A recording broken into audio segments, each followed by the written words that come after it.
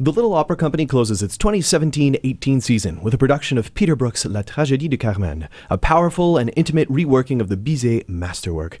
To tell us more, I'm joined by Tracey Dahl and Katherine Daniel. Good afternoon to you both. Hi. Hi. Well, thanks so much for being here. This is very exciting. This is both your first times to the studio, right? I've been here once before. You have, I won a prize. I called in and I won a prize, so I knew where I was coming. That's awesome. I won tickets. Oh, well, congratulations to you on that. And I wouldn't mind beginning with you, Tracey. Director Dahl, I suppose. Yeah. How are you enjoying your new title? It's been a very different experience. Absolutely very, very different. A lot of forework, like same kind of work. You have to translate your part, but you have to translate everybody's part. And I always do that for a full opera anyways. You want to know what everyone's saying about you.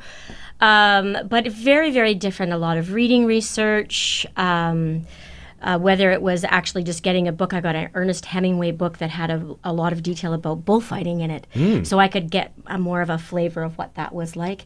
So there was more reading than I'm used to doing. I'm used to vocalizing and using that part of my energy. So that was very different. Oh, I can only imagine. What can you tell us about this production of Carmen? Well, Peter Brook's version of Carmen, I kind of have nicknamed it a Reader's Digest version, but it's not really that. But what he's done, I think, is he's purposely tried to take out everything that kind of makes it grand opera and bring it down to the two characters, so Carmen and Don José, and follow their destiny from beginning to end. And so the way we've blocked it and staged it, we actually start with Don José at the end of the book with him in jail. And then we go back and we tell the story and how he ends up there. What was that process like for you to create the opera itself and how it was going to be portrayed? When Spencer approached me about doing the production, I had been in Cirque Molière before to see a performance. I'm not sure who put it on, but I know my nephew is in it, Carson Natras, and it was set up like an alley. And as soon as he mentioned, I went, oh, it's got to be an alley, so that there's people on either side. So if you wanted to come more than once, you could see two different shows because you'd see a different perspective from each side of the audience. And then it was, well, what elements can we put in there that have to stay? Nothing can leave. There's really not room for things to leave and go. So we have these frames that make windows, doors, jail cells, sliding doors, what else? A mirror. So they just keep moving and forming new things. They make mountains. And so we have to use our imaginations a little bit, but we try to help you along to let you know where we are. Oh, that sounds super cool. And like you said, it's almost like the stripped down version of Carmen, right? Reader's Digest, Carmen concentrated. That's actually probably the best. Ooh, I like the alliteration. Yeah, nice. Yeah, I was working on that before you guys came in. I think that's probably really the way to go, is that because you never really, it's relentless in terms of where the journey is for Carmen and for Don José. They just keep moving from one element to another. And the story isn't exactly in the same order as the opera. You get all the beautiful tunes that everybody knows, or most of them. You're missing the choruses and a quintet that everybody knows very, very well. But it doesn't move the story forward. So this kind of just keeps the story going as much as it was written by Meremy. And I think that was his point, is that he thought it was like Shakespeare. It would be a really good piece of theater if you took out the other things. And so that's what he's done. Oh, that's totally cool. And we're joined by Carmen. Katherine Daniel, welcome back to Winnipeg. Awesome. Thanks for having me. Happy to have you here. So I know you studied here at the U of M with Tracey, and yes, and now she's your director. Right. That's got to be really special. It's super special and really exciting. And when I was approached about the project and I knew that Tracey was directing, I was like, yes, please. Because if you've ever seen Tracey perform, it's just like a beacon of light. She is so engaging, and it really lent itself well to the direction. She's got great ideas. They all fit with the libretto, which is not always something you get with directors. And the intentions are clear, and Tracey draws on strengths. One of the things that made me a little nervous is like, I don't know, am I going to get like comments about the voice and this and that because she knows me so well. I started studying with Tracey when I was 19, and I was joking with Spencer that it was just, 5 short years ago.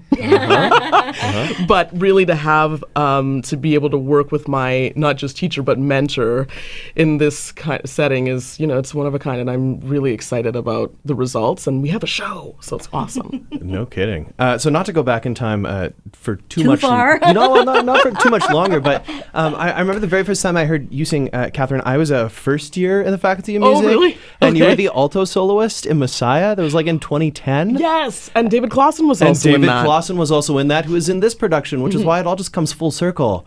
And I feel like we still talk about that performance because it was so cool being a first year and it sounded awesome. But the reason why I also bring that up is because I think after that, then you went to the Netherlands, right? Or you were like going back and forth to Netherlands, and Right. you were doing this role? Yes. So I did Wow. this version of Carmen in Holland in a city called Tilburg with the Machocho Orchestra. Because that's Say that again, because that's special. Machocho. I So have if all never my played them on the Belgian air. and Dutch listeners will go, yes, she's got the ha going very nicely. And it was a very different production. I had like 4 or 5 costume changes. I was doing some walks around the balcony, and there were, I got stabbed. That was, there was a different concept.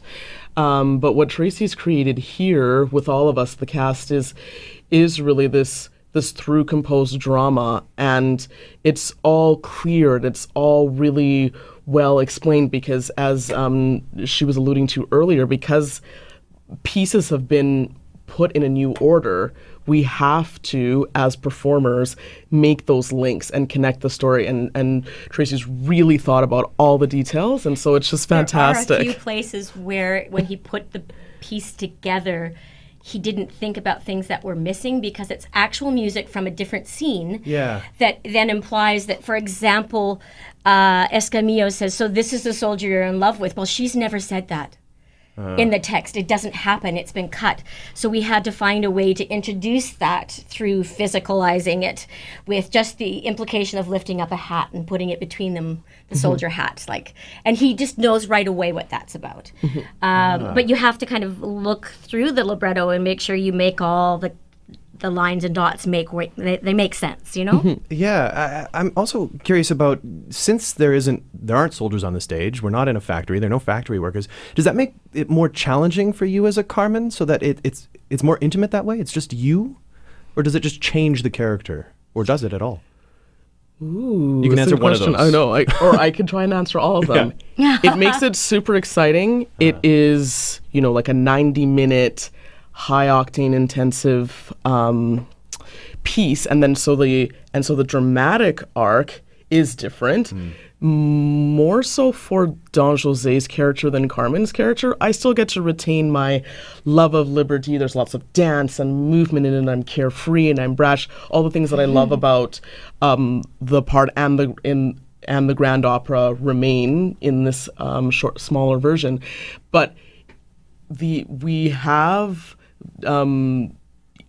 the beautiful Raymond Sikowski, who's doing Lila Spastia and Garcia, and he's helping to create this idea of a band, this idea of gypsies traveling in a band. So Tracey's really addressed that as well, like with the absence of my gang of other gypsies, how do we create this idea that she's working in a community as well? So it's all in there.